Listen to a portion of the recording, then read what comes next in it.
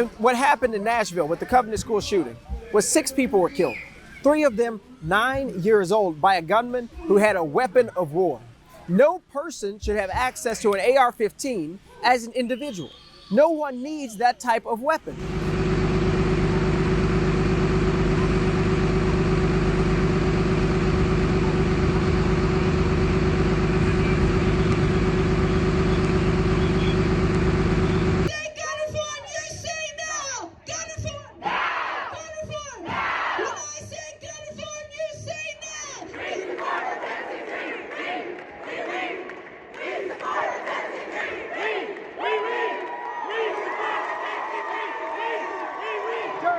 To speak up and to fight on anyhow. This is undemocratic. This is wrong. I tell you the bill that we're going to pass that rolls waters like righteousness and justice like everyone, but it's going to come. And it's going to be because you choose to stand up. These folks are old. Mr. Clerk, take the vote. Aye, 72, 24 nays, 2 present, on voting. The motion prevails.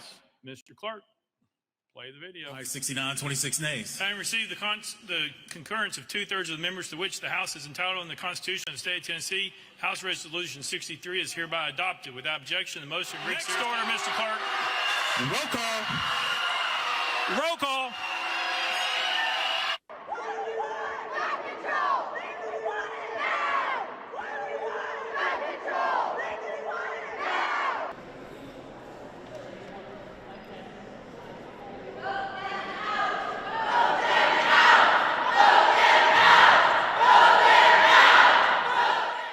Like every day. It's just, Memphis is kind of a hard place to live, and so my whole life growing up was like, I can't wait to get out of Memphis, I want to get out of Memphis.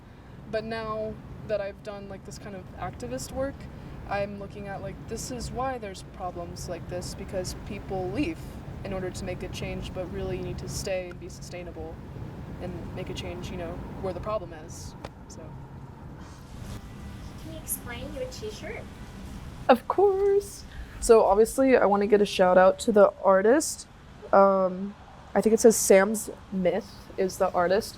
So it all came, I think it may have come in 1 or 2 colors, but yeah, I chose this one. And I love it. So basically we have the state of Tennessee in red. I don't know if we want to read too much into that. And of course we have Representative Justin Pearson, Gloria Johnson, and Justin Jones. So yeah, that's what's displayed. So Justin Pearson caught my eye because he is our representative for District 86 here in Memphis. And so obviously I see him first because I recognize his face. He's been on multiple organizations here in Memphis that do amazing things. So obviously I'm gonna listen to him. I would say the entire thing was just blasphemous, not on their side, but on the offensive side, I would say. The fact that they decided to take action against them and not against the action of their own problems. They're kind of using, to me, kind of like a distraction, like, oh, look at these representatives that are, acting out. But you're not looking at yourselves. Like, by you not acting, you are acting out, and you are hurting these children, and you are not giving them the attention that they deserve, and the sorries that they deserve, and just the overall apologies. When you saw so many young people showed up at the Capitol, Thank God. were you surprised? What was your take on that? I was extremely surprised by the 7,000 people who showed up. The Republican Party has such a hold on power in Tennessee that the resistance does not always show up. That's the reality. But to see young people, predominantly kids who are under the age of 18, predominantly white, showing up and saying, we want to see change in the state of Tennessee as it relates to gun violence. And to see that group of 7,000 not only grow, but become more diverse and have people who are conservative and who are Republicans who showed up and said, we need to do something about gun violence, is a testament to this issue, which is beyond political party. It is about how we create communities that are safer, how we pass gun-sensible legislation that protects all of us. But young people are powering that movement, and their perspective and their energy and their lived experience of reality that has been having to have active gun shooter training skills in their schools is helping us to be more cognizant about what they have experienced. And we need to legislate from that reality, not from the reality of billionaires billionaires who have all of these companies that make guns who want us to be silent about things that matter.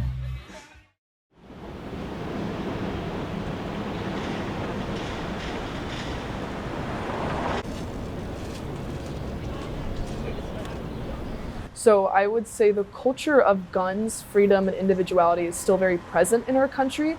And so I would feel, like the standard American is very much like, you cannot strip me of my rights. Like, I feel like that culture has been passed down generations to generations, and it's just still very prevalent even today, which is very strange. But as you brought up, like, it's different place to place, but especially in the South, even going back to the Civil War, like, these were the states that were pro-slavery, and especially, in the Northeast where it's more progressive, or the Northwest where it's more progressive, and even the coastlines are more progressive. But I would say, like Tennessee, Arkansas, Mississippi, Alabama, Georgia, Florida, these are very passionate states that do not want their rights taken away, aka their guns.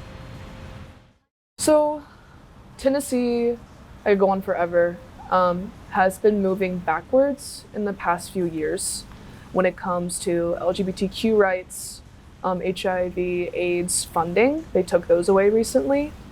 A woman's right to abortion, and then also gun controls.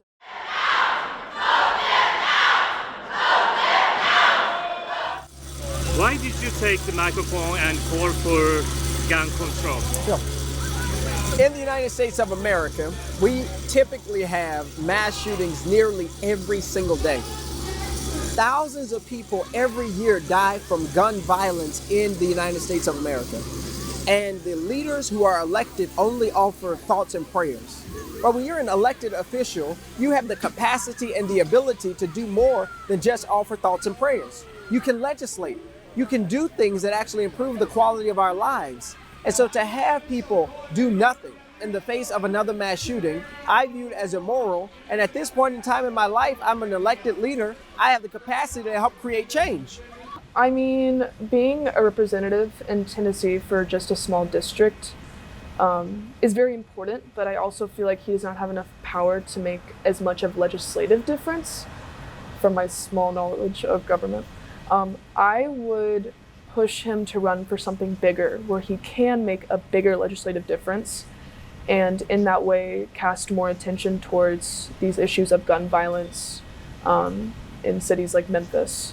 So I would say to Justin Pearson, run for something bigger where your voice is even more heard, and to not stop, your motivation and passion for gun violence, or against gun violence.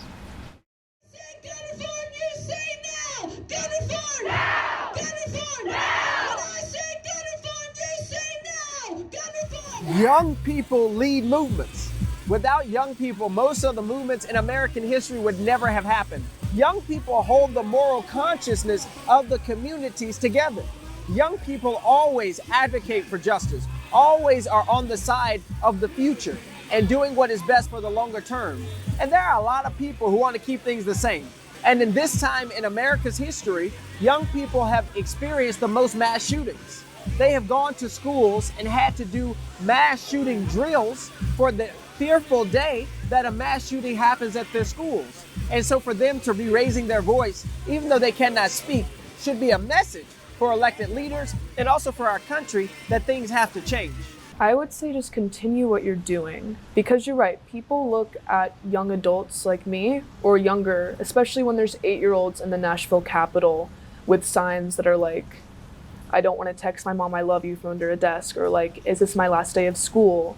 Or just really moving posters like that you just are really taken aback, and it's an 8-year-old holding it and you're just like, oh my gosh. It's just a very emotional response. So I would say to continue using the advantage that you are young, and people are going to look at you more than they're going to look at, an older man in power that they're used to seeing all the time. So just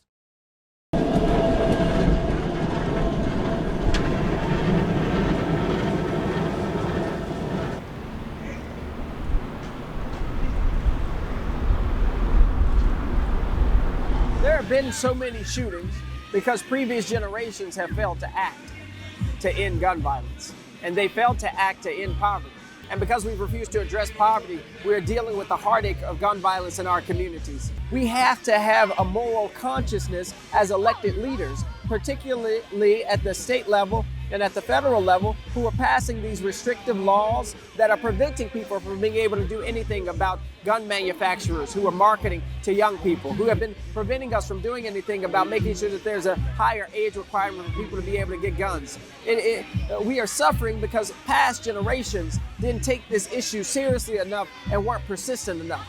Because there was a time in America where it was federal law to have an assault weapons ban and shootings went down.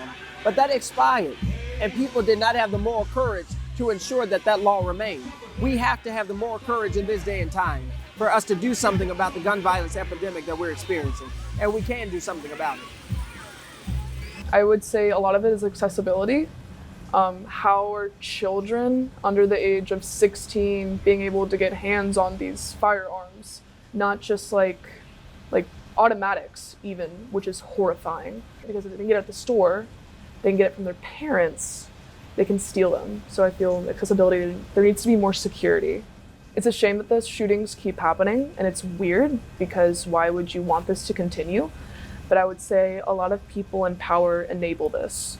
So I would say from my point of view, there's a huge lack of children being priority in our country.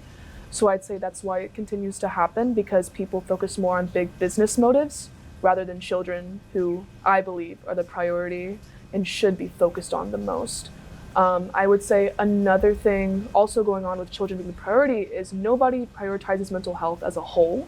And I feel like that's the root of a lot of problems and why it keeps reoccurring. Blight. We have blight. Crime is at the highest. We had 150% with crime. You know what deters crime? Education. We educate our kids. We can minimize crime and violence in the city. They have no jobs. They have no community centers to go to. We don't even have an amusement park for our kids to do anything. So in order for us to make change... Yeah, the movement for gun safety is galvanizing a movement of Generation Z, but also an intergenerational movement that is going to change Tennessee and this country. I deeply believe that it is a multiracial, multi-generational, multi-socioeconomic movement for justice that our country needs in order to change what is going on as it relates to gun violence, environmental injustice, educational inequities. And we know that it is possible for us to do something about it. But this next generation is not accepting the excuses that we have gotten from past generations. Generation Z isn't accepting the excuse that money is more powerful than people, that profits, shares of stakeholders is more important than individuals who need to see change. And that is what gives me a lot of hope. And I believe it is going to change the demographics of who gets elected in Tennessee, as well as the future of our Congress and our presidential races too. But young people, even though you can't vote, doesn't mean you don't have a voice. Doesn't mean that you can't send emails and you can't make phone calls, because the reality is if you're 12, you won't be 12 forever. If you're 10, you won't be 10 forever. And one day you will have the capacity to vote, but voting is not the only way to create change. When they marched to the Capitol and advocated for the end of gun violence, there was no election happening. But yet their voices have helped to transform Tennessee and the United States of America. That's the type of power that each and every one of us wield, and we can never let that go. I have to go by my word. So there's also a huge controversy of people that want to make a change, and it's so hard to make a change in Memphis because it's so wildly conservative and Republican, and so usually they leave and go to California or New York or, like me, Oregon or Washington, where it's just more blue and your ideas are more easily passed through. So I would say, although it seems easier to just leave and go do what you want to do, I feel like it is my responsibility to take care of my hometown in any way that I can, because I owe it to my hometown. I wouldn't be who I am today without it. And so on that note, I would say to establish a stronger Students Demand Action chapter in this school. So hopefully I go by my word, but I think I will. But yeah, I would say that's the best thing I can do as of right now. The majority of Tennesseans, including gun owners, including Republicans, want to see sensible gun reform, similar to background checks or red flag laws. And so I believe the need for us to have those types of laws is felt by Republicans and by Democrats. And the capacity for us to do it is in this moment in time. What do you see as role model in the politics at national stage that you can do to help, especially young people or anyone in the States when it comes to gun violence? Right now, our focus is on how do we get laws passed at the state level that are more progressive, that help to protect communities from gun violence by banning assault rifles, increasing the age to something like 21 for people to be able to access weapons, to make sure that we don't have people who have committed crimes accessing weapons of war. Right, there are things we can do right now to prevent these gun massacres from happening. And I believe in every state that can happen, and in Tennessee as well. And so I'm hopeful that we can use this moment and time to increase our voices across the country and across the world, really, to do something about gun violence. Thank you so much. I appreciate y'all. Thank you for coming. Let's get a picture together. I want you to meet the young man. He's our state representative. District 86! 86! I say 86! Would you please welcome, here he is, State Representative Justin J. Pearson! I want him to say a few words. Take your time, Rep. You're a man, baby. Love you. How everybody feeling? How everybody feeling? Fantastic.